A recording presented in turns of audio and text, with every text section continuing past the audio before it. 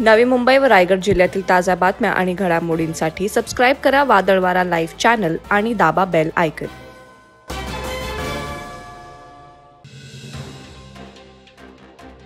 रायगड जिल्ह्यातील अलिबाग मुरुड तालुक्यातील कोळी मत्स्य व्यावसायिकांचे विविध प्रश्न आणि समस्या सोडवण्यासाठी केंद्र आणि राज्य सरकार पुरेपूर प्रयत्नशील आहे।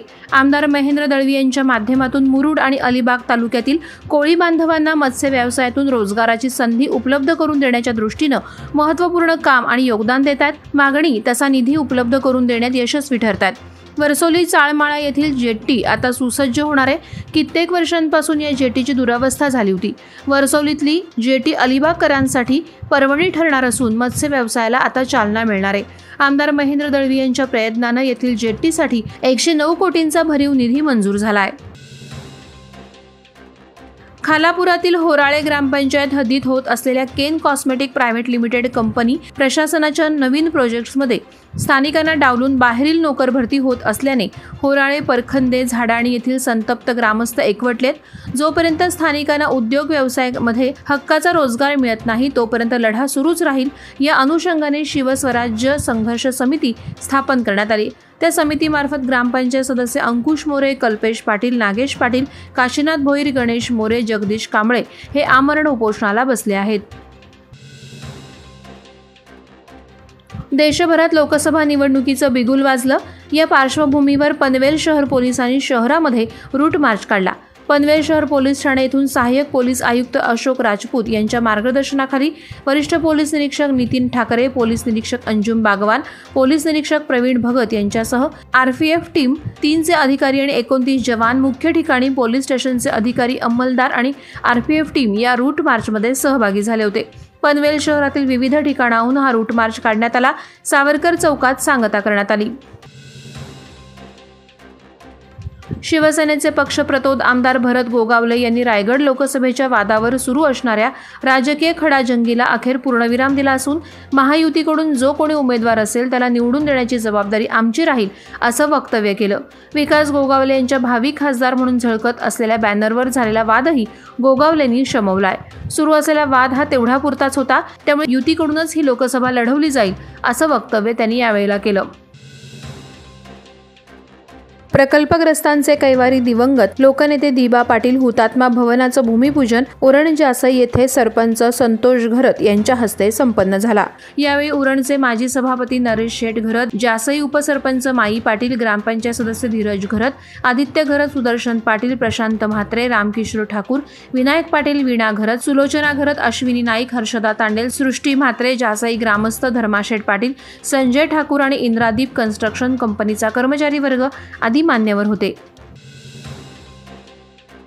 International transport workers federation London या बहुराष्ट्रीय संघाच्या शिष्टमंडळानं JNPA बंदराला भेट दिली। ITF लंडन या बहुराष्ट्रीय संघाच्या प्रतिनिधींची 2 दिवसीय परिषद आयोजन करण्यात आलं होतं।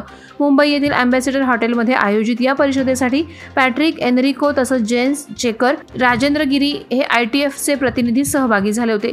न्यू मेरीटाईम अँड जनरल कामगार संघटनेचे अध्यक्ष तथा ITF या बहुराष्ट्रीय संघाच्या लॉजिस्टिक्स सेक्टरचे व्हाईस चेअरमन आणि कामगार नेते महेंद्र घरत यांच्या उपस्थितीत या परिषदेचं उद्घाटन करण्यात आलं। Birla carbon India private limited, Patalganga नदी आणि पर्यावरण संवर्धन चॅरिटेबल ट्रस्ट आणि पिल्लेज कला विज्ञान आणि वाणिज्य महाविद्यालय रसायन यांच्या संयुक्त विद्यमानं सायक्लोथॉन आणि मॅरेथॉन स्पर्धा संपन्न झाली। सिद्धेश्वरी कॉर्नर ते लोहबगाव येथे या स्पर्धेचं आयोजन करण्यात आलं होतं। कैरे, बोरिवली, वाशिवली, वडगाव, तळवली, वाणिवली, लोहोब, इसांबे, माझगाव, आंबिवली या गावामध्ये प्लास्टिक बंदीवर जनजागृती करत नागरिकांना मार्गदर्शन करण्यात आलं। यावेळी राष्ट्रीय सेवा योजनेतील विद्यार्थ्यांनी घरोघरी जाऊन कापडी बॅग वाटप केल्या। लोकसभेच्या निवडणुकीचे वारे सध्या महाराष्ट्रात जोरदार वाहू लागले असून लोकप्रतिनिधींनी आपापल्या मतदारसंघात विविध कामांचं भूमिपूजन आणि उद्घाटन करण्याचा सपाटा लावलाय। माणगाव तालुक्यातील देगाव मोरबा नदीवरील नूतन पुलाचं उद्घाटन माजी खासदार अनंत गीते यांच्या हस्ते करण्यात आलं।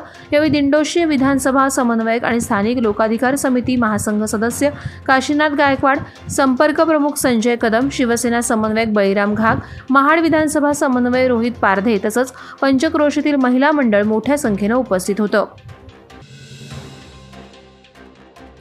नेरळ ग्रामपंचायतमधील कर्मचाऱ्यांचे गेले 5 दिवस सुरू असलेलं काम बंद आंदोलन शनिवारी 6व्या दिवशी थांबलं आहे.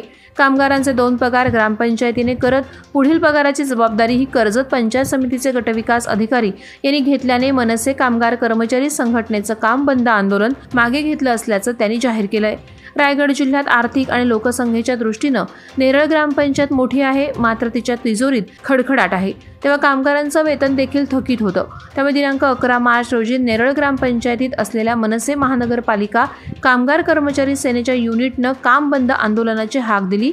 तर चर्चा करून देखील यशस्वी तोडगा न निघाल्याने गेली 5 दिवस हे आंदोलन नेरळ येथील छत्रपती शिवाजी महाराज चौकात सुरू होतं. मात्र 5व्या दिवशी कर्जत पंचायत समितीचे गटविकास अधिकारी चंद्रकांत साबळे, युवा नेते प्रकाश थोरवे, नेरळ ग्रामपंचायत प्रशासन, मनसे जिल्हाध्यक्ष जितेंद्र पाटील यांनी कामगारांशी चर्चा केली. तर नेरळ ग्रामपंचायतने तत्काळ 2 पगार देण्याची तयारी दर्शवली. तसंच या महिन्याच्या शेवटी 1 पगार करत एप्रिलमध्ये उर्वरित सर्व पगार देण्याची जबाबदारी घेत तसे लेखी आश्वासन गटविकास अधिकारी चंद्रकांत साबळे यांनी दिल्यानं शनिवार दिनांक 16 रोजी सायंकाळी कामगारांनी आंदोलन मागे घेतलं.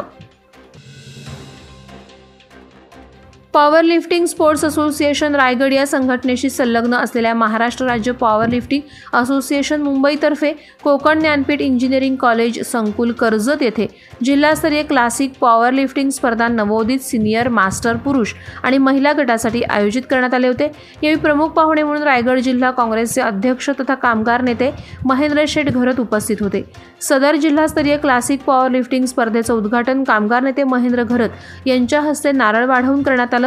यावेळी व्यायामाचं महत्त्व विशद करून सर्व स्पर्धेतील उमेदवारांना महेंद्र घरत यांनी शुभेच्छा दिल्या. बॉम्बे डाईंग कंपनीतर्फे NIPMचा 44वा वर्धापन दिन कंपनीच्या मोहपाडा वेस्ट कॉलनीच्या क्लब हाऊसमध्ये धूमधडाक्यात साजरा करण्यात आला. या कार्यक्रमात औरंगाबादच्या इंदुरन्स कंपनीचे कर्मिक संचालक राम मारापल्ले हे प्रमुख पाहुणे म्हणून उपस्थित होते.